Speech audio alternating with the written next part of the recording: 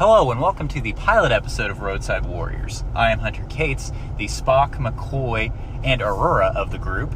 I am Pat Cullinan, captain, and also lover of all things kitsch. And I'm Gary O'Mealy. I just happen to be in the back seat at the moment. And on Roadside Warriors, we take you on a road trip with us as we explore kitschy items that you see along the way on your longer trips. In today's inaugural episode, we'll be visiting a classic along Route 66 and in Oklahoma, the Blue Whale of Catoosa. Gentlemen, Blue Whale of Catoosa, have any of you ever visited it? Well, so the Blue Whale, I think if you've lived in Oklahoma for any time at all, you know about it and you've definitely seen pictures of it. But me personally, I've lived in Oklahoma almost 32 years. I have never actually been there myself, so today really should be quite the treat for me. So have you contemplated that might not even exist? You know what? It's definitely possible. With the deep fakes and the photoshops and everything that are popular these days, it's possible that I've just never actually seen a thing that actually exists in reality. So that'd be an incredible discovery to make if the Blue Whale of Catoosa is not actually real.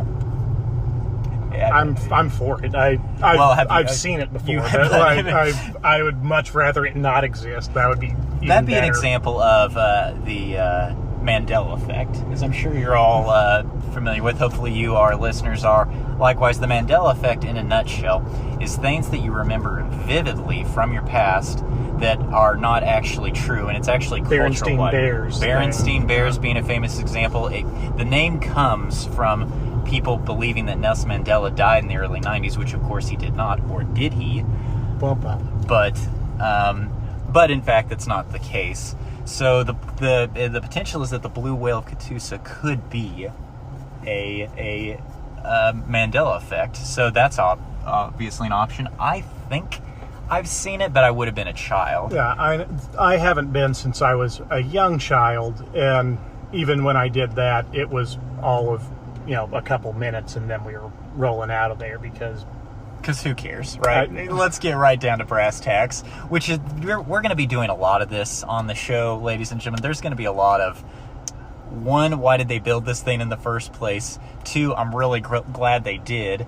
And then three, why you should see it even though we might have a little bit of difficulty determining why they exist. These are not the seven wonders of the world, folks. These are things that you're going to approach and think your feelings are going to be very mixed between Clark Griswold and Audrey Griswold.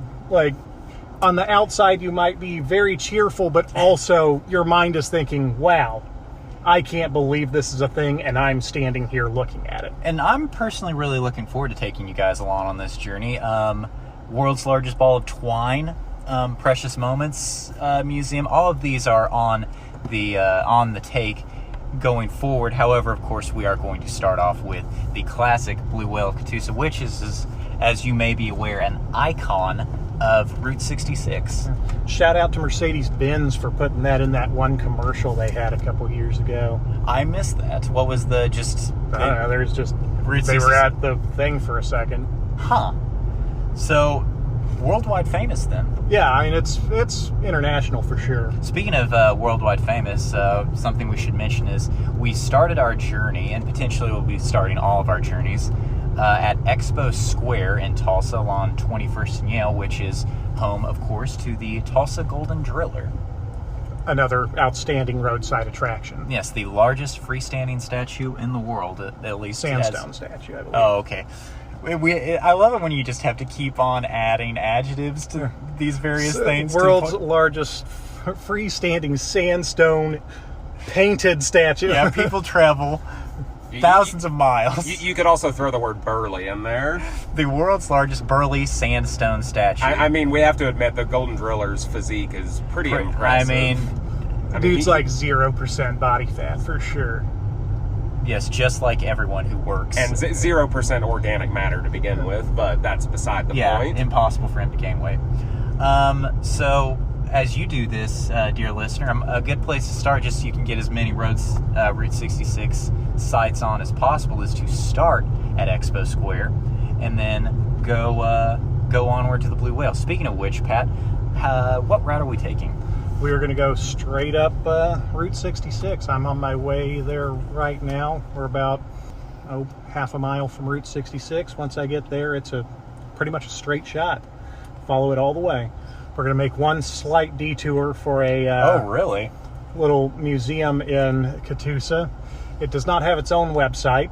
It only appears on the City of Catoosa's website for some reason. So you know it's legit. This might be our first and last episode, folks. You might never hear this. This is Blair Witch Project. They're going to discover this audio after we're dead, years later. Potentially. Which, that's kind of exciting, too. Yeah, I mean... That's how I'd want to go. We'll see how this goes. There's supposed to be an outstanding number of antique bottles and cans. Was this somebody's personal collection? Yes. Okay. They really had a can-do attitude. Jesus. This is why Gary sits in the back seat. Ladies and gentlemen, we apologize in advance. We're going to invest in a van so he has to sit further away. Yes. So and you'll just hear echoes of little puns. Yeah, little puns here and there that we'll cut out later. So, collected cans. I wonder how... There are also cars and, like substantial things. But also seashells and coral and rocks. Okay, what is this museum? The D.W. Corell Museum. Okay, so it's just dedicated to an eccentric. It's some dude donated his stuff. I He was a beloved member of the town of Catoosa. Well, you see, I guess that's the way it go. I mean, most normal people, they just have a yard sale. This guy just built himself a museum to house all his crap. All right, Can't take it with you, so he just left it for everyone else to admire but not touch. All right, I'm about to kick the bucket here. You guys deal with all this. You take care of this. You know, that's not a bad idea, and frankly, I wish more people did that. I think we all know of the great Aunt Edna's, who their living rooms are, you know, essentially a museum dedicated to the 70s with the shag carpets and the orange and green furniture, the avocado green furniture. I mean, I don't know anyone like that, but... Well, Gary, did you have an Aunt Edna, or is this strictly me? I do not believe I had an Aunt Edna, but to be honest, when you mentioned Aunt Edna, I thought you were making another vacation reference, so... Okay, well, actually I wasn't, but you're exactly right. Well, see, that got me thinking, we're on our way to the Blue Whale at the port of Catoosa. I'm almost worried that there's going to be an animatronic moose there that tells us, sorry, folks, the whale's Blue Whale's closed. Moose out front should have told you. That would be devastating, but I think that would just further our suspicions that the Blue Whale of Catoosa is not actually real. If we get there and it is closed. So we are now on Route 66. We were just getting there a moment ago. So how do you guys feel about a little history on the Blue Whale of Catoosa? Hit us with it. All right.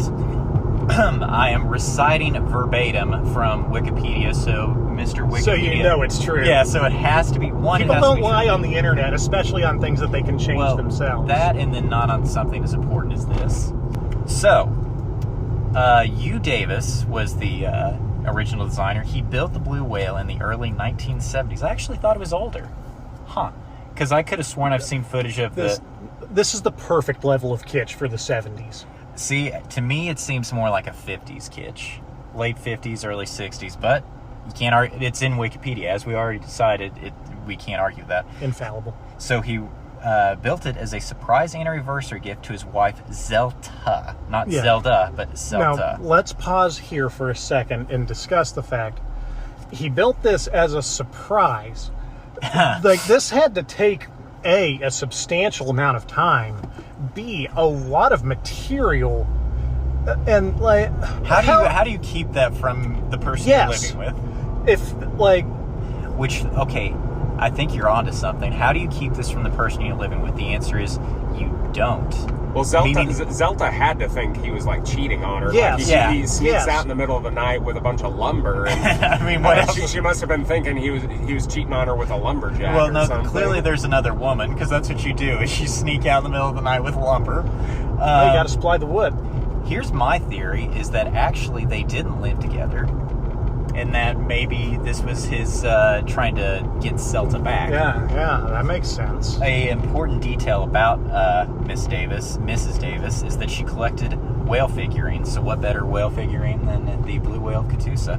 I think this kind of goes beyond figurine, right? Yeah, this is basically what this is, gentlemen, is that if you're not building your girl a giant wooden whale, then what kind of boyfriend or husband are you? It's not wood. It's concrete. Concrete. Okay, if you are not building a concrete cetacean for your special someone, then are they really that special? You really, in the town of Catoosa, and frankly the entire world, really kind of exposed every guy for not really being... This guy really, to be honest, fucked it up for everybody else. Yeah, how do you top that? How do you match that? It's like on that episode of The Simpsons when Apu is like going above and beyond for Valentine's Day and all the other men look like the idiots they are.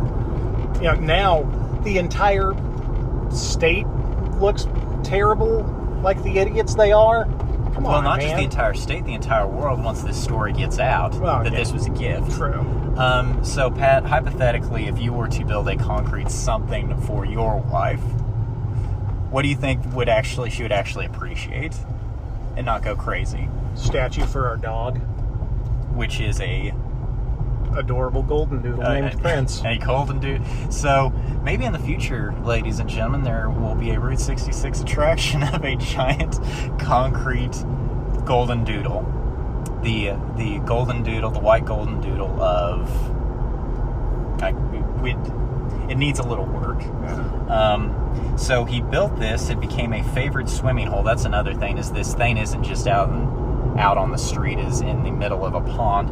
And back in the 70s, and maybe all the way up into the 80s, people actually swam around it. However, that was obviously an opportunity that was never provided to any of us, because I think as a child I would have enjoyed it. Looking in hindsight, I would have been certain I'd catch malaria or something. Yeah. Disgusting. Yeah, from what I recall, the water in this thing is not what you would call enticing in any way. Absolutely not. But it was a different time. So the water for this pond must be supplied from Lake Altmalgi. It somehow, some way, comes from Lake Altmalgi. Originally, the pond surrounding the massive blue whale was spring-fed and intended only for family use. However, as many locals began to enjoy its waters, Davis brought in tons of sand, built picnic tables, hired lifeguards, and opened it to the public. So a true entrepreneur. Don't you have to question part of that statement, though? It was initially spring-fed? Like, what happened to it? Is it not spring-fed anymore? Or he just put a hose in. He dug a hole and put a hose in, which is what you're supposed to do. I don't know. Me personally, if I were to build a concrete whale for my wife and spring feed it so only my family could swim around this whale, and then locals decided, hey, I think I'm going to swim around this whale too, that's essentially jumping in someone's backyard and swimming in their pool. Yeah, I'm not okay with it. I'd certainly not allow that. that is disgusting. These filthy peons need to get out of my spring-fed pond. Build your own whale. And then to that I would add, obviously it didn't bother him. He capitalized on it, made some money off it, and now he's created a piece of immortality. It's really you might say it's the Taj Mahal of the Midwest. Would you? Absolutely. He built an immortal permanent structure because of the love of his life, Miss Zelta Davis. So he originally called it Nature's Acres, which sounds, I don't know, a little off-putting. I don't think I'd go to a place called Nature's Acres. Nature's Acres. So he added to the roadside attraction until it eventually included the Fun and Swim Blue Whale and the ARK. ARK is a acronym for Animal Reptile Kingdom. What? Man, this place sounds so cool. The attraction also featured Yu's brother-in-law, Indian Chief Wolf Robe Hunt, a full-blooded Acoma Indian who is famous in his own right for his Indian paintings and is a highly skilled silversmith. Doesn't that just sound insulting? This is something. Like, honest to God, straight up insulting. Here, come see this attraction, the Indian Chief. Okay, so by 1988, the Davises were not able to continue managing the attraction, so they closed it to the public. Yeah, I would say, well, he was a visionary. Clearly, he lacked the business acumen necessary to operate somebody like that. Which, if you're dumb enough to build a gigantic whale like this, you probably aren't thinking about, there's going to be another thing, ladies and gentlemen, there's going to be some disagreements, which is a part of the road trip, because I think this is magnificent. I don't see it as dumb. I think he built something for, it's kind of beautiful, really. He built something for Zell to enjoy. Now the entire world gets to enjoy it. Though once we get there, we might not enjoy it at all. That remains to be seen. And that's another thing that I think could go in Mr. Davis's favor. This originally was something that he built exclusively for his wife, but as to your point, Hunter, he eventually opened this up for everyone to enjoy. If he had been of a different mind, this could have easily just always been the whale on private property, something that the rest of Oklahoma and the whole world isn't able to enjoy. But not even able to enjoy, may not even be aware of. And it makes you wonder, since Davis opened it to the public, could somebody be having concrete whales that we don't know about? Or maybe concrete something else, maybe concrete crawfish. Concrete salamanders. This was based on her collecting whale figurines. So I just want to say I'd make both of those trips. The concrete crawfish and the concrete salamander. Exactly. And so you, Davis, opened that up for us. But there's potentially, if you are listening and you've created something really special that you're not making open for the public, maybe reconsider your decision there. So again, or just consider shooting us a line and letting us come check it out. You don't have to let everybody else in. Yeah, exactly. Let us in your backyard. So Davis, much like Charles Schultz, who died right after Peanuts ended, Davis died in 1990, right after closing the Blue Whale, and then Zelta died 11 years later in 2001. No comment on here about how she felt about the Blue Whale, but we can dig a little deeper. The park soon fell into disrepair, crumbling from neglect and weather.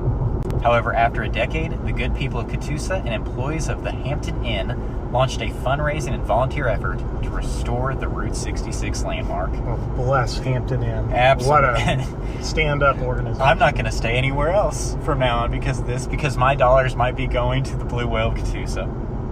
The Blue Whale was restored and repainted to its original brilliant blue. The adjacent picnic area has also been restored. Now, I do have to question another thing here. It's the Blue Whale because it's blue. But also, if you look at the pictures, it's clearly a sperm whale. Wouldn't you much rather have the sperm whale of Catoosa? I'm for it. Yeah, I'm not sure how to answer that, because would I prefer it? Absolutely, but I'm not sure. You know what? Maybe that's what we did. We start calling it, and eventually it becomes a thing. I would equate it to the Area 51 thing. That's how movements get started. Is one person stands up and speaks their truth, speaks what they believe in.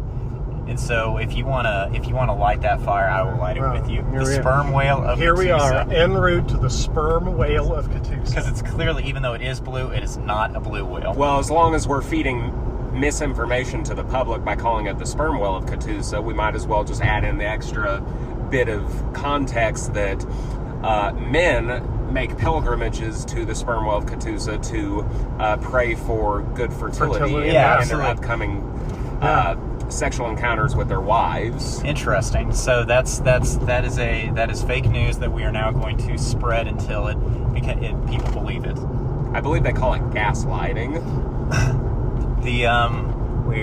That was trash. I thought it was roadkill. Sorry to disappoint you, listeners. So, in popular culture, Pat mentioned that it was in a Mercedes commercial.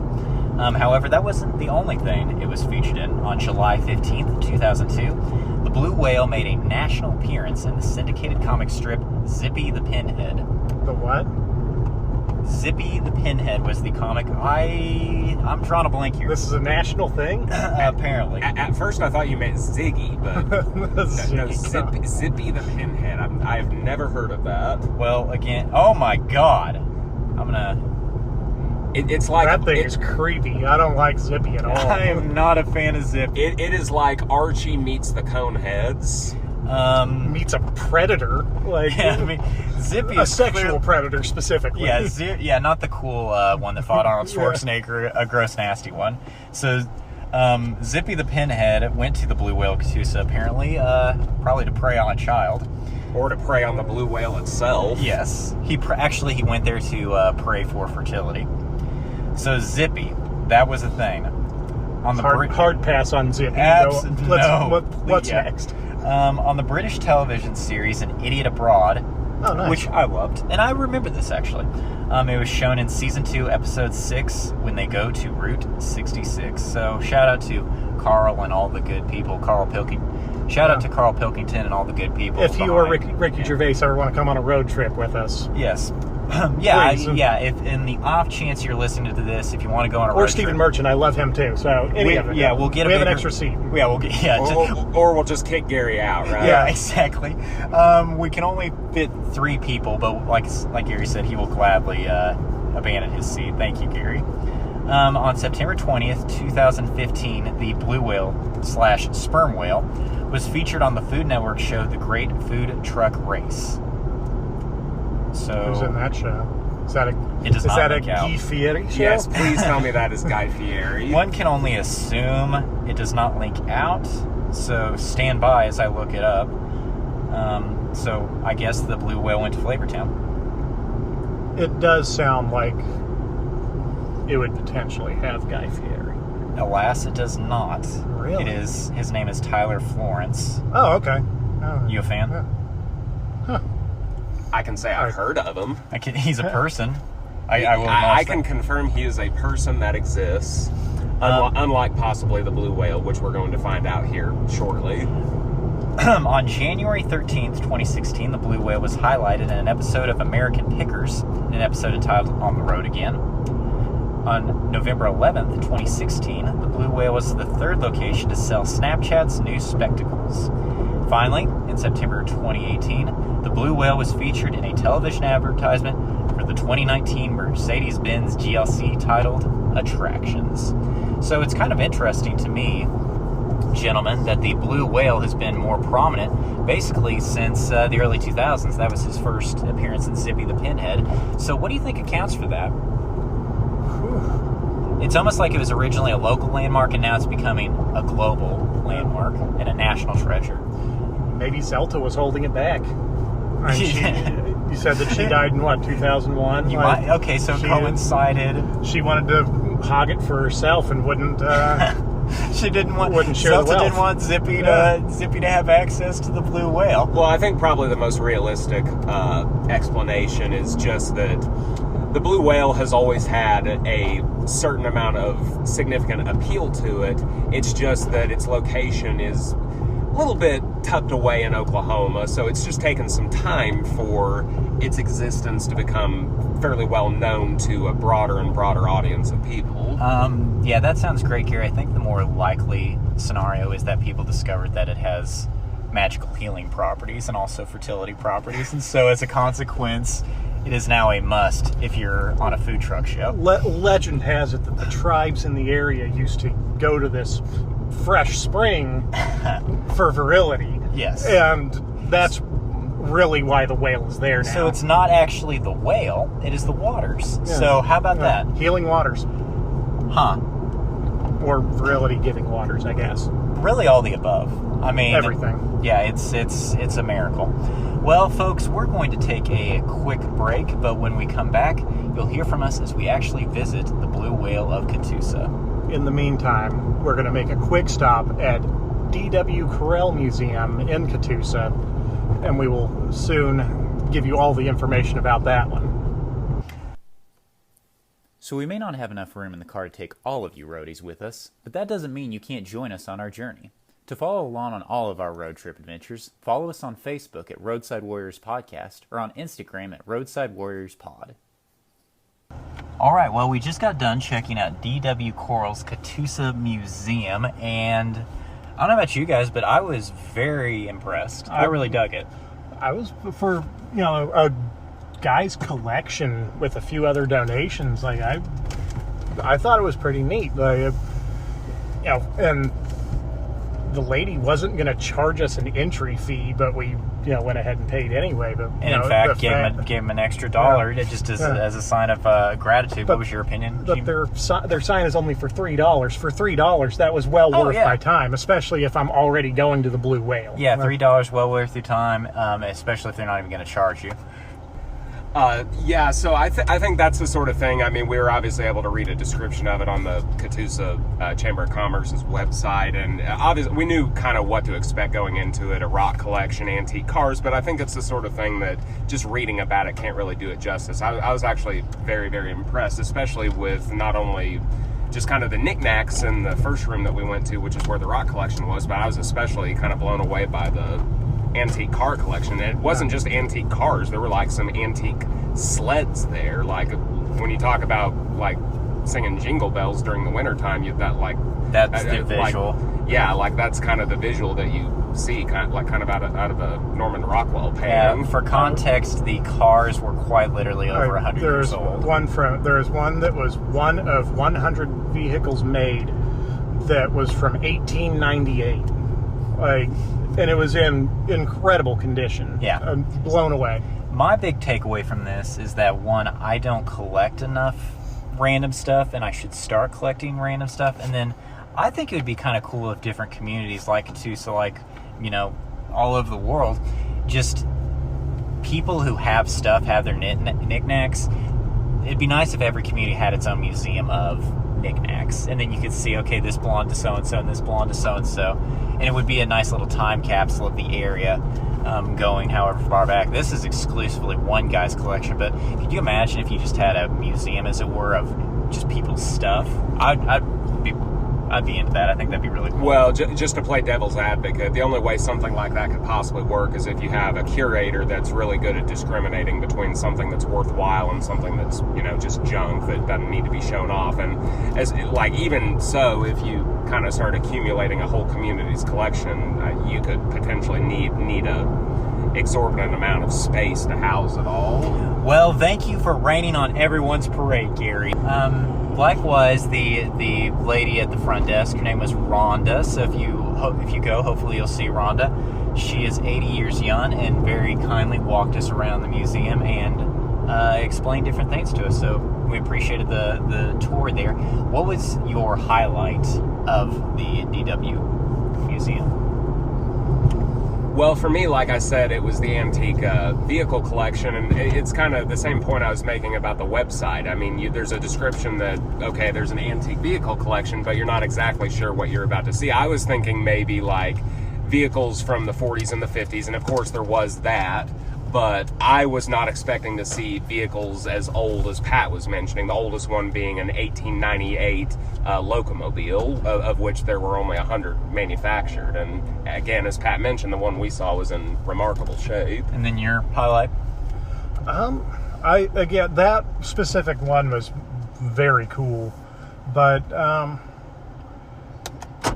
the toy collection was pretty impressive. A good number of the Star Wars toys that you don't really see everywhere else, which was cool. Yeah, and if you're a Star Wars fanatic, like I'm sure a lot of people out there listening are, you would have a field day looking at some of those toys and lunch boxes that were on display there. Yeah, I don't even think it was licensed, but yeah, they looked really cool. So I would say yes, the toys with a runner-up status to the mummified cat.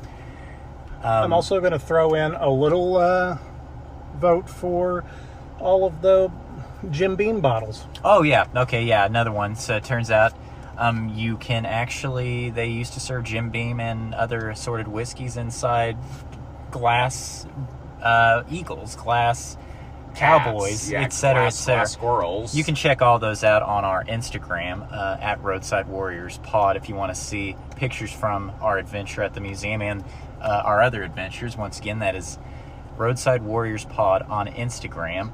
So, ladies and gentlemen, we are here. We have arrived at the Blue Whale of Catoosa. We are looking at the Blue Whale as we speak currently. All its weird glory. And all we can say is, it is real. It is so very real. As of the recording of this podcast, there does not appear to be any congregation of men praying for fast-swimming sperm, but I'm sure it's just a matter of time before they start showing up. The good news is, if you make this trip, fishing is allowed in the pond, but it is catch and release only. All right, folks, we're going to get an up-close and personal view, and we'll be right back with our thoughts.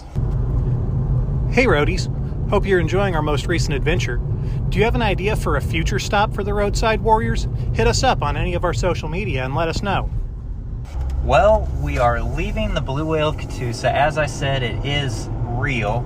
I was thoroughly impressed. I really enjoyed myself. How do you guys feel? Thought it was all right. It was. It's such a strange thing. Right. I like it. I like that it exists.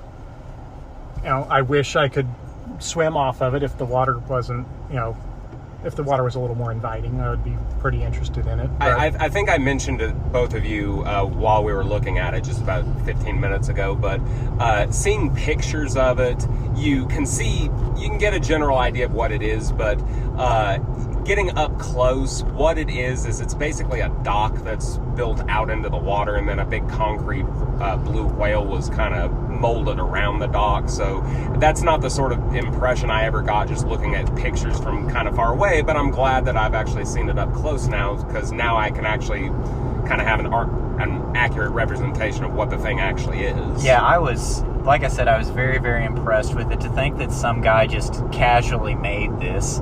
If I were Zelta, Sploosh. Yeah, exactly. How are you going to? I hope that they have many long and fruitful years as a consequence of this, because that was really, really cool. That said, I saw a picture of the guy before, before he even did this.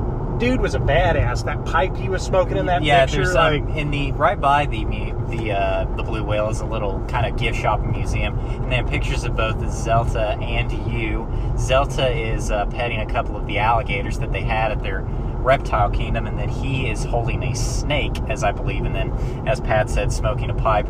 I don't know. It's good to see pictures of these people. As you just mentioned, when you hear about it, you just think, oh, these people are massive eccentrics, but then you see pictures of them, and you're like, I would have really liked to have known them. They seem like really, really cool people. I'd like to be people like this. There needs to be more people like you and Zelta who just do eccentric things that wind up contributing to the fabric of our popular culture. The big takeaway of any road trip, and then this road trip in particular, is that you don't just learn a little bit about the thing that you see, you learn a little bit about yourself. And frankly, what I learned about myself today is that I was feeling a little judgy going into this, judgy of you and Zelta, judgy of what this thing was, a little underwhelmed before even seeing it, and now after the fact, I would encourage anybody out there to not only see this thing, but then produce their own. The world needs to be more enlivened and enriched with just random kitschy stuff like this. What do you all feel? I pretty much agree on all counts there. I was definitely being a little harsh on it going in.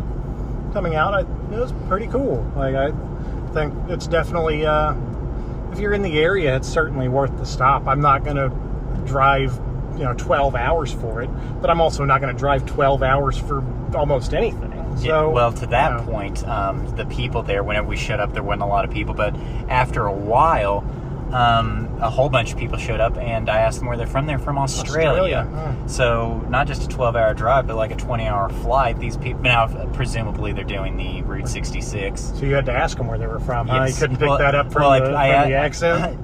I heard the accent, and then I just wanted to ask them about it. And so one would assume that they're doing the Route 66 trip, which this is an essential stop. And on top of that, I spent a couple of minutes rifling through the guest book, and you could also see they had previously had visitors in recent times from places like France, the UK, Belgium, Germany, New Zealand, Indonesia. So the Blue Whale obviously gets visitors from far and wide. It doesn't necessarily just have to be an Oklahoma thing. I think at one time it was just kind of a local legend in Oklahoma, but as we discussed earlier on in the pod, the legend has certainly grown in the last few decades to the point where it's really an international phenomenon now that people come far and wide to see this thing. All thanks to Zippy the Pinhead, I am sure. Well, folks, thus concludes our first journey on Roadside Warriors Pod. To stick with us on all of our adventures, please subscribe to the podcast. Just click that subscribe button and you'll be the first to know about all our new adventures. Our next journey will be to the Pops in Arcadia, Oklahoma. It is a collection of pop bottles that is about a soda shop. Yeah, soda shop with pop as far as the eye can see. So probably going to get a bit of a sugar high on this episode. And then Pat, you have a little bit of a little special treat for our audience as well. Yeah, if everybody wants to jump on any of the social media and click on the link to our playlists, we'll have a playlist to get you ready for the trip to Pops.